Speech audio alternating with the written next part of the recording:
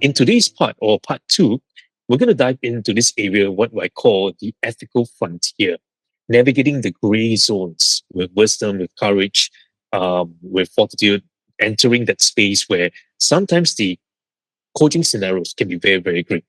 And not all of us will encounter the same scenarios because for each one of us as coaches, we may be coaching different categories or different types of clients. Some of us may be organizational coaches, some of us may be leadership coaches, some of us may be life coaches, some of us may be relationship coaches, some of us may be children's coaches. And so we serve a huge array of clients. And as such, sometimes when we read these scenarios, we will be a little bit confused because we may not be so familiar with that. So today, what I'm aiming to do is I'm going to share with you different scenario sets in order to help you answer these questions more effectively. Right? So we'll cover, in terms of the way we're going to segment this, is I'm going to cover some key concepts, some guiding principles, and we're going to discuss some case studies and some scenarios before giving you some quiz, some question for each of the segments. So it's going to be very, very exciting. So navigating the gray zones with wisdom for this episode. In the next series, we're going to look at the next part, which is a little bit more challenging on the boundaries. Okay, so now, one of the big things, especially when we're dealing with the areas of boundaries, is this idea of, have I ever thought of about something? Like, the client is asking me something, or maybe the stakeholders or the sponsors are asking me something, and I feel a little bit off. Whether should I do something? Should I respond to it? Should I not respond to it? What is the best thing to do? Okay, so let's ask the floor. Have any one of you felt a little bit off in terms of some of the questions that the clients ask you, or maybe their, the responses to you or their requests to you? Have you felt a little bit of scratchy feeling? Okay. No? Okay. Shirley here. Shirley, yes. Shirley. Yeah, I wasn't the coach, but I was the one that handling the client.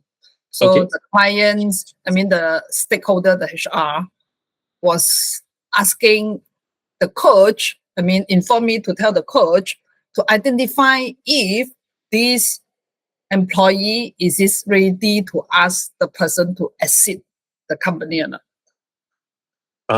So Okay. coach for exit, not coach for improvement. So coaching to exceed the company. Yes. Okay. And how do you navigate that? I passed the message to the coach. So I asked the coach to decide what you want to do. So I didn't get the full report from the coach because some of the things are PNC. So at the end, the person, after 6 months, the person left the company. So I don't know how it was handled. Yeah.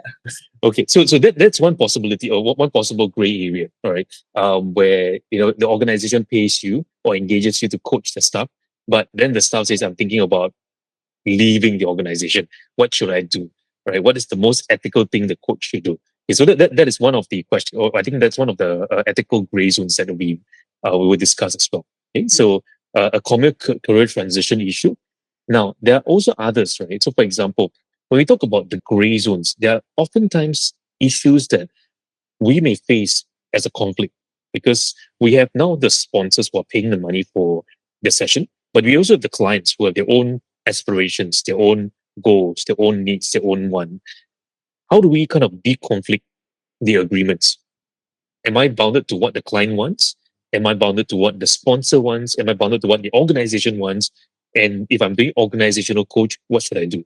If I'm doing parenting coaching, the parents are paying the money, but then they are telling me, please tell my child this, please tell my child that, right? How do I navigate these gray zones most effectively to make the best choice and to uphold the spirit of co-creation with me and the clients as well, right? Because the moment if the client feels that the coach is imposing, or the parents are actually using the coach to influence me, or the boss is using the coach to fire me out as a corrective measure, then there'll be a ethical challenge.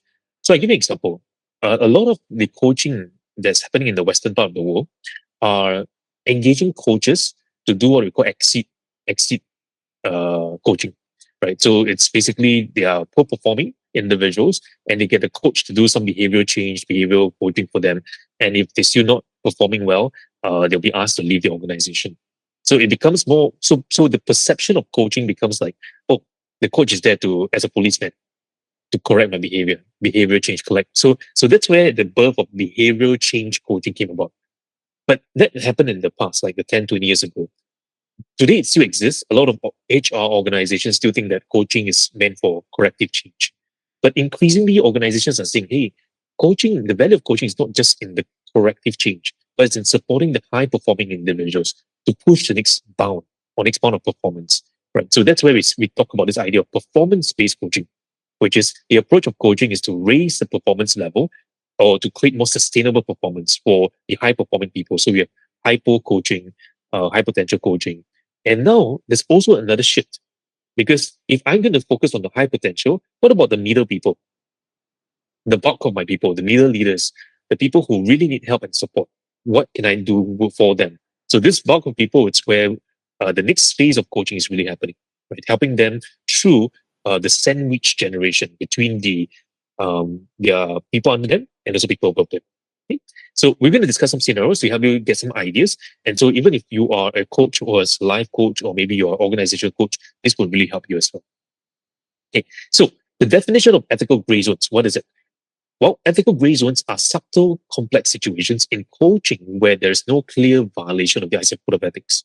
So even though the ICF Code of Ethics says a certain statement, but it doesn't explicitly say all the scenarios. So you may not see a very, very clear kind of like violation, but the coach may experience some discomfort. It may conflict with your own personal value system or your own personal mantra or your own personal beliefs or a sense of uncertainty or ambiguity in terms of the different roles that you play. Maybe perhaps you're an internal coach. So you are the coachee's direct boss. So there's a role uncertainty there. And then you're also stuck with the sense of fairness. Am I doing the things right? Or things that seems right, but may not be so aligned at all. And also the coaching agreement and also the professional sense. So how do I kind of navigate all this together? So this is all the different components that we need to kind of bring them together as well. Okay. Now, one of the common scenarios, this thing called blending roles without clarity. So this is a gray zone where you're both seen as a coach, an advisor, internal leader, and also where the lines are very, very blurred. I'll give you an example, right? You're coaching a high potential employee in an organization and you are functioning as an internal coach. So imagine this. The coachee or your client or your team member or your member tells you, hey, coach, can you tell me what I should do? I trust you more than my manager, right? So they have a direct reportee, which is the manager, but you are internal coach from a different department coaching that person. So now they're asking you, hey, can you tell me more what I should do? So there is now a little political situation that's happening. What should I do? What should I review? What should I not review? And then the manager may be your friend or your colleague as well, or maybe your peer. And so what is the best thing you can do in that approach? So one possibility is that the response could be you offer a suggestion and later this client start using your advice without reflection, bypassing the coaching process. So this is where the role without clarity tends to happen within the organization for internal coaching. Now, the ethical tension here, it's this, let me ask ourselves, am I doing a coaching or advising? Or now we see organizations doing things like mentoring. And increasingly, there's this blend between mentoring and coaching, and they call it uh, consultative coaching. Okay? So where it's not really coaching full on, but it's a lot more giving you some advice, giving you some ideas, and they have cross-functional groups coaches that kind of act as a coach, but not really in the coaching function, more like giving you a lot of advice. So now the roles are so blended that the team member doesn't know what role you really play, what role you really function. So one of the key things you need to ask yourself is in this situation is what is the lines that seem very blurred, right? Do I have to go back and revisit the coaching agreement that we agreed on? And how do I help the other party also ensure clarity of roles and responsibility of roles so that the individual doesn't come to me and see me as everything. Otherwise, they'll complain to me about the manager. They will use me as a proxy to get a certain way. And that's something to think about as one of the categories of gray zones, which is blending roles without clarity. Okay, good. We have a question here from Guru. Guru. Yeah, so I have seen some sort of example of this, not as an organization within organization, but as a because sometimes I'm coaching someone who wants to change career or change jobs, and during that discussion, they talk about hiding parts of their career on the CV or exaggerating something on their profile.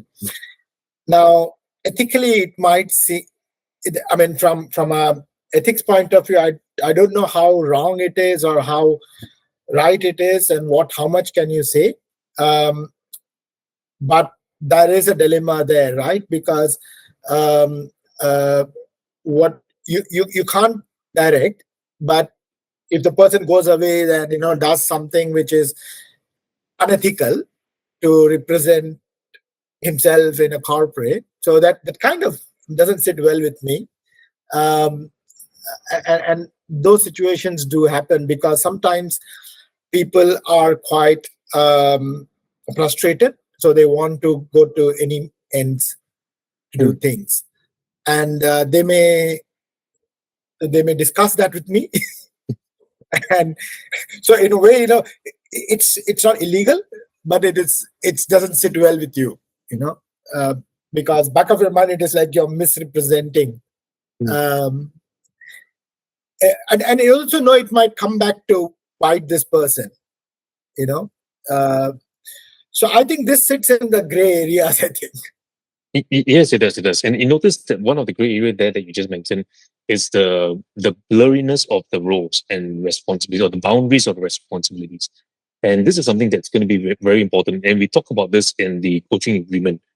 And if you remember, the coaching agreement has two key phases. One, it's what happens in each session, and the other one is the overarching in terms of my relationship with you. So even as say for example, I'm an employee today, and I'm functioning as an internal coach across functions, across teams. I need to be very, very clear and cognizant that the coachee or the client or the talent or whoever I'm contracting with might not be clear about the role. I may be clear, the other person may not be clear. And they may come to me with their problems thinking that I'm the HR to support them. But maybe I may not be the best person. And so at the point of time, I need to know what is the best way for me to kind of help them to navigate across the different roles that I may play within the organization. And then before I start the engagement with them, to let them have clarity around what could happen. So usually what happens in the organization is to give them anticipated situations. So I give them some ideas. I say, if you have topics and areas around this area, this may be beyond the scope of coaching. So within the organization context, I try to confine the coaching within a more narrow space so that it helps the individual to focus very much. If they go beyond that space, then that's where I think ask myself, is this something that is beyond the scope of my responsibility as the internal coach? Or is this something for another functional role? Say, for example, the person's direct report or the manager, or maybe it's the HR function that's supposed to do. Today, we have HR functions as well, HR VPs, HRDs, HR managers who are also HR coaches within the organization. So they may function both as a HR function, but as also as organizational coach. And their role become blurred because now they are also doing that individual's performance evaluation or onboarding or promotion. So that's where conflict can happen. Right? So this is something to think about as well. In the organization context, because of efficiency, because of planning purposes, there may often have this idea of blurring of lines. And it's important for you as the role of the coach is to let the individual know and let the organization know that for the benefit of the client or for the benefit of the coachee or for the benefit of the employee to have very, very clear boundaries. So if this is a protected time for coaching, I will not talk anything else about your career aspirations or anything else because now it's just a coaching space for performance. Right? So that's where we can kind of tailor that coaching space within that confines of the limit. So for organization wise, it's best to kind of narrow the focus of the coaching engagement so that if it goes beyond that, we can remind the coachee or the client or the talent that we are within this space. Yeah. Now, notice the words I use. I use the word coachee, client, or talent. Okay, so let me just write it here. In organization context, okay, uh, the client or customer are often referred to, maybe referred to as the coachee or talent or employee. Okay. So some organizations may use the word talent. I need my leaders to coach my talent. Some organizations may refer to I need to coach my coachee. Some organizations may say I want to coach my employees, my team members, my upline, my downline. You may see this happening in the question sets as well. So if they use the word talent, um, it basically refers to the coachee or the client. Yeah. Generally speaking, ICF use the language of client because client-coach relationship is on the equal grounds, whereas coach-coachee relationship is more like coach-coachee. It's like a mentor-mentee relationship. So ICF generally use the word coach-client so that it indicates a equal ground, not one above another. Both are co-creating. But we also understand in the corporate setting, sometimes organizations use different words and terms to identify their relationship between the coachee, coach manager, and inter departments or across departments as well. Okay? So that's the first phase of the gray zone, which is blurring roles across different functional roles. Now, the second one that's quite common that will appear, it's emotional dependency to the coach or over attachment to the coach. So the gray zone is when a client becomes overly reliant on the coach emotionally, seeking personal validation, emotional support beyond the coaching scope. So some coaches love it because I can feel, wow, oh, I really feel your challenge, bro. Um, wow, I admire your courage. Thank you so much for pushing through. And I see you're wearing blue today. Blue represents the color of peace, calmness, fortitude, courage, and bravery. I can see that in you. So some people love that space of emotional support. Now, when that happens too much, what happens? It may ail into the space of therapy. So, for example, like after a difficult session, the client may message you late at night, and the client can say, I don't know who else to talk to. Hey, coach, can I have 5 minutes with you? Can I WhatsApp you? Can I line you? Can I Telegram you? Can I email you? Can I talk to you?" And then you're torn between to empathize with this person or to have a boundary. When I first started coaching many years ago, I was dealing with some clients who are of a who had a lot of emotional needs. So they would text me 11 plus, 12 plus and say, "Oh, Jedi, I feel like my life is ending. I feel like the world is collapsing."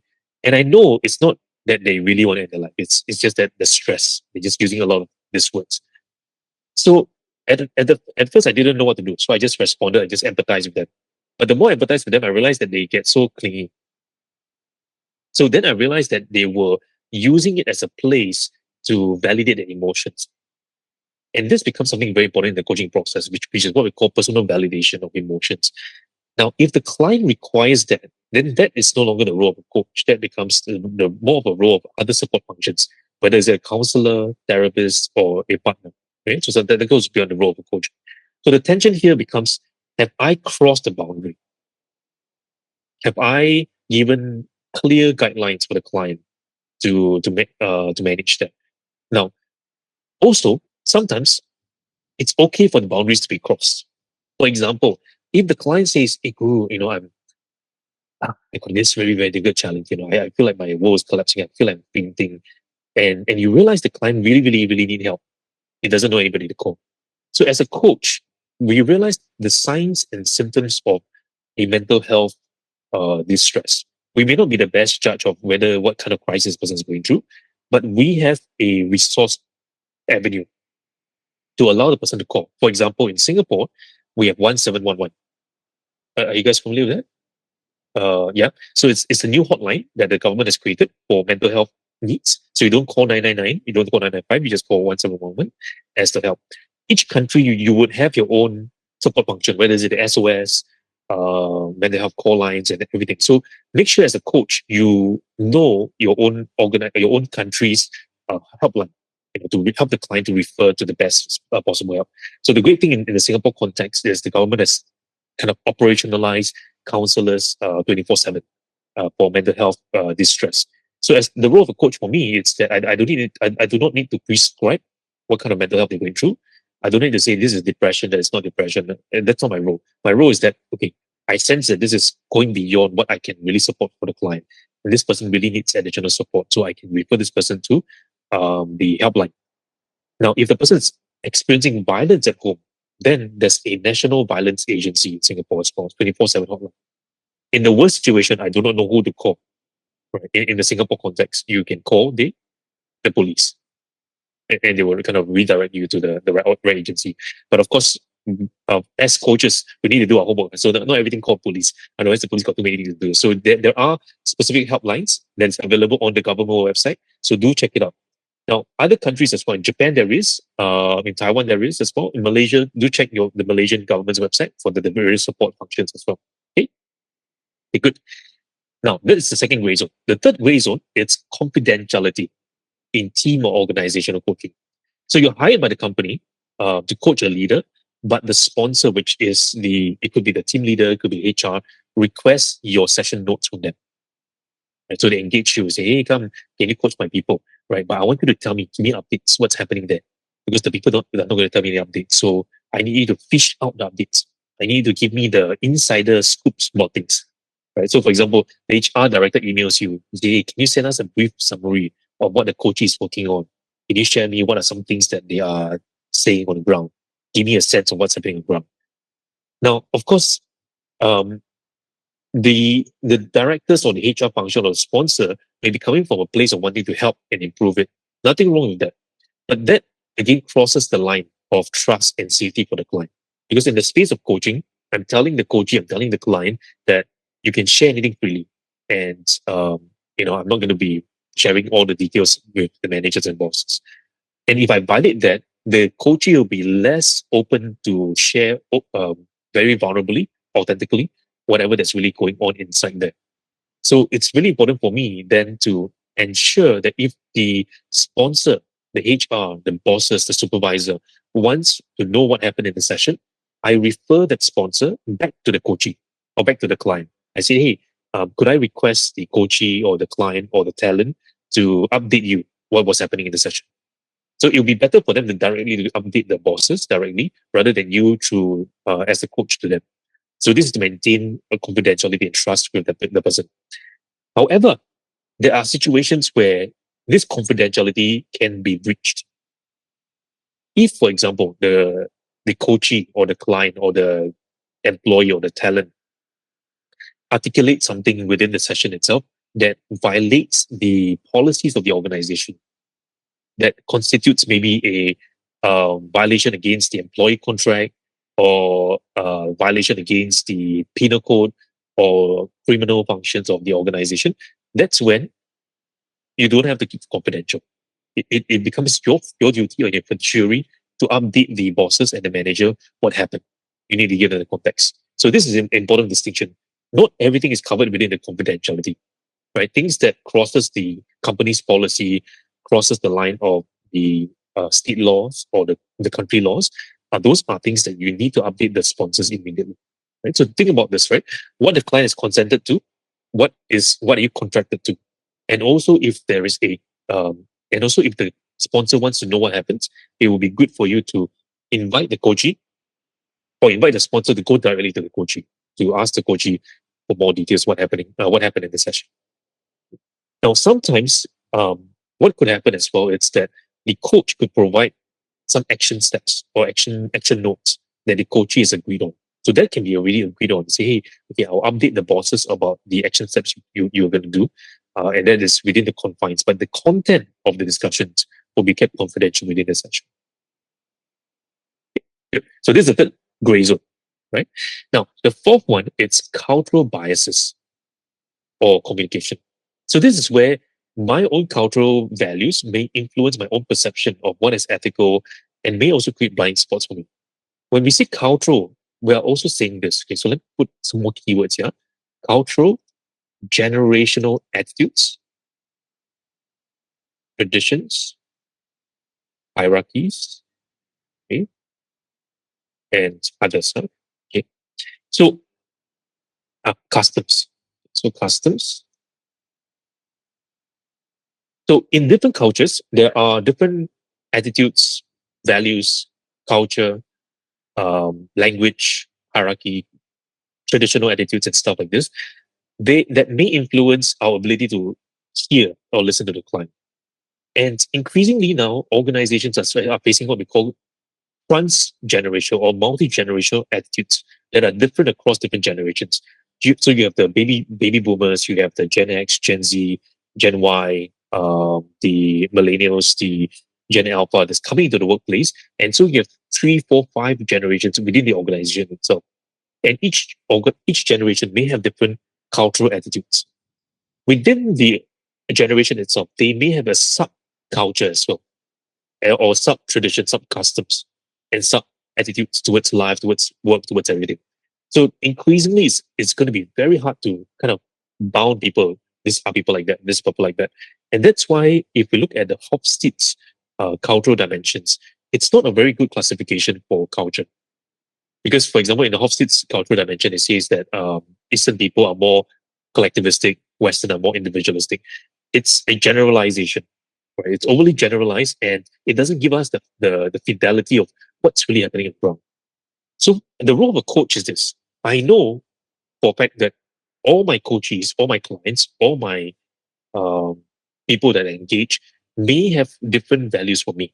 And I must be very, very aware of how my own values may influence my ability to listen to them, or how my own beliefs in wanting them for their best may influence them. For example, a lot of coaches have a very good heart. They want the best for the coachee, but the coachee may not want the best.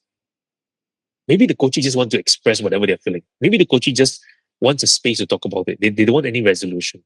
But the coach is so eager to want them to get to a solution. So notice it, whose direction is it going to? Is it the coach direction or is it the coachee direction? So for example here, a client from a collectivistic culture, which means a more Eastern culture, shared personal goals saying that it's not about me, it's about my family's expectation. Actually, I didn't want to take this career, I didn't want to take this job, but my parents, they say that I must take this job because it's like a iron rice bowl. We call this 铁饭碗. It's an iron rice bowl. You should go for it, right? Go for this role. And I feel frustrated because my passion is in dancing. I want to be a dancer. But my parents says that, oh, you should go and get a proper job. I disagree with that. So now notice there is the own personal expectation. There is also the family expectation. Now, from our cultural perspective, we may say, hey, maybe I'm a pragmatist. I may be influenced to think that, oh, you shouldn't go dancing because dancing cannot make money. You choose something that can make you money. And then dancing is a hobby. Okay, that is my own belief. I must be very careful that I don't impose that belief onto the client. Because what is true for me may not be true for the client. Right? So I ask myself, am I projecting on the client my own beliefs? Am I projecting my perception? Am I projecting my own thoughts? Am I projecting my own awareness on the client? Or am I giving the space for the client to fully explore themselves? Am I also aware of how the other party is influencing me? For example, there may be some issues and topics that the clients may raise that may perturb me or may irk me or may cause me to have a strong reaction. Am I aware of that? And how am I responding to that? Right? So, for example, if my belief is that you should not change job every 2 years, you should at least stay for 5 years or 20 years. You should be loyal to the company take care of you. How can you leave the company? You should stay there for 20 years. If my belief is that, I must be also mindful that it may not be true for the other party. And I must observe myself in the coaching process.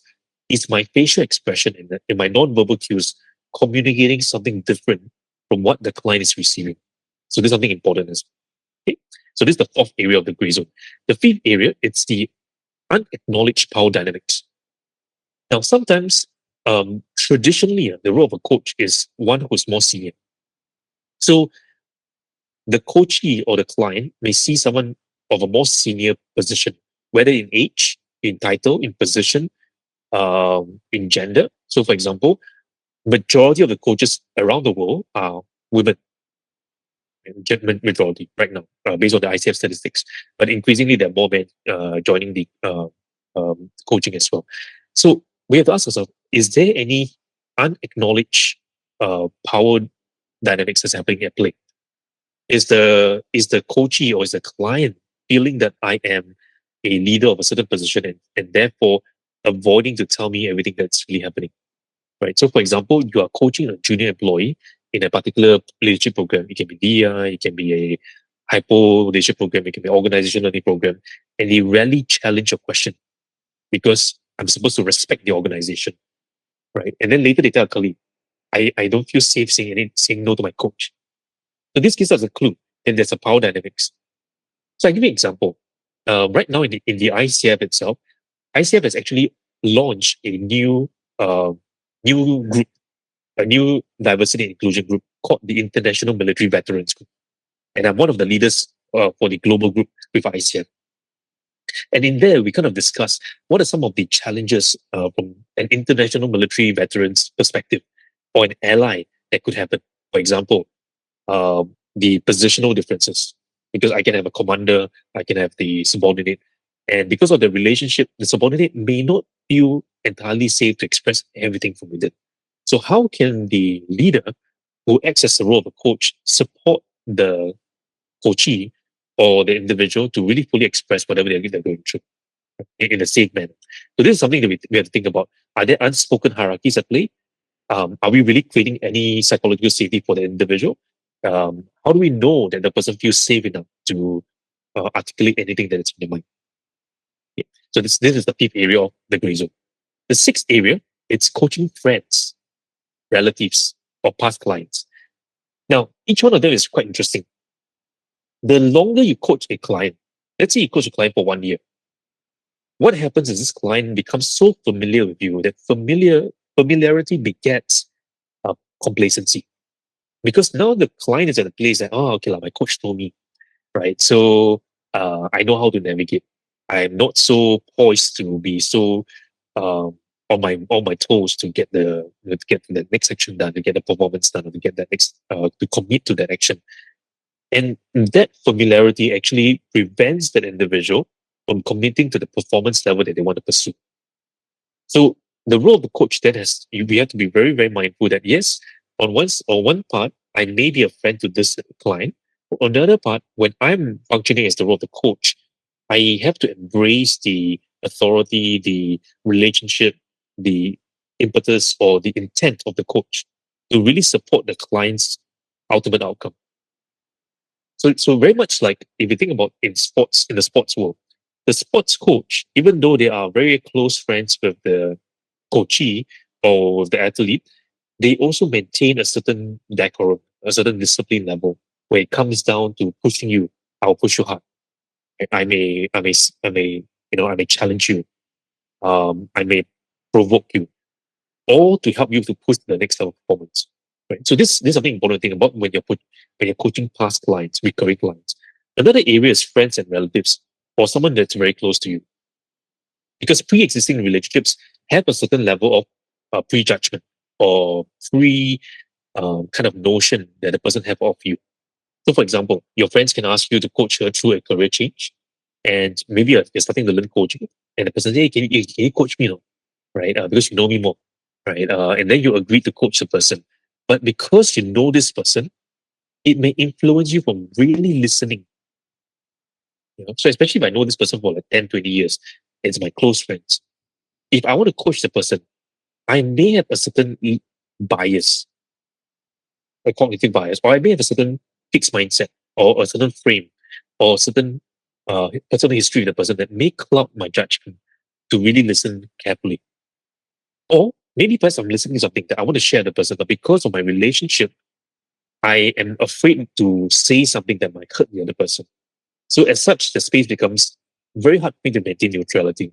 So usually for friends, relatives, or someone very close to me, I would encourage coaches to not coach someone very close to you unless you're okay to experience World War III with a person, right? Or something, something more catastrophic, right? Because as much as possible, I can maintain neutrality.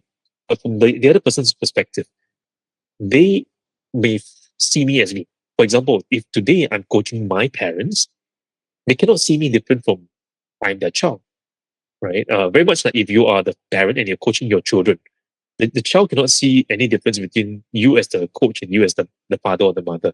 So there may be a challenge in really having that neutral space to really coach them. And that's why a lot of parents who are highly educated, they feel a challenge to provide tuition or provide education or mentoring for their children. Why? Because there's already an innate relationship with them. Okay? So there's something to think about. So there's 6 areas. The 7th area, and this is a very important area, it's what we call unconscious influence on clients' direction. So this is where the coach subtly leads the client without realizing it through tone, pacing, or framing. So for example, the client says, well, coach, I really don't know if I should quit. And the coach responds, well, you sound drained. Maybe that's a sign it's time to go.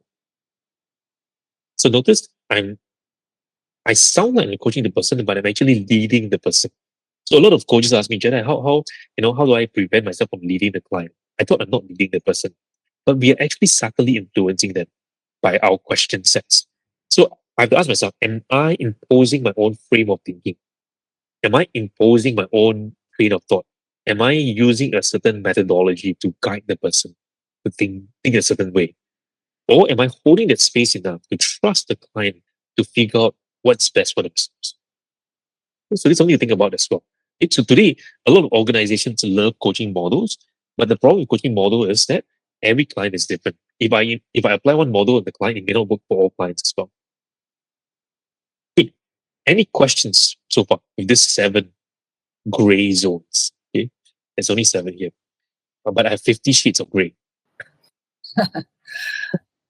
Clearly, Actually, here I have a questions on the one that on the custom and the values. If I really cannot agree with the client's values, should I just terminate the agreements and the relationship? yes. So you got to, yeah, if you find that the client's customs and values conflict with yours, and if you cannot continue the engagement any further, it's respectful for the client to let the client know that, say, hey, client, I would love to support you in this, but the topics that you're raising out, it conflicts with my own personal values. As such, I cannot continue this coaching relationship with you. Would it be possible for me to refer someone else to you that may better support you in this? Okay, thank you. Thank you. So this is important as well. That as a coach, I need to know my boundary. I cannot be a yes coach to all clients, which means I cannot coach all clients, right? Because there are some clients that may be draining of me. Some clients may affect my own mental model or my own beliefs. So I need to be mindful of that as well.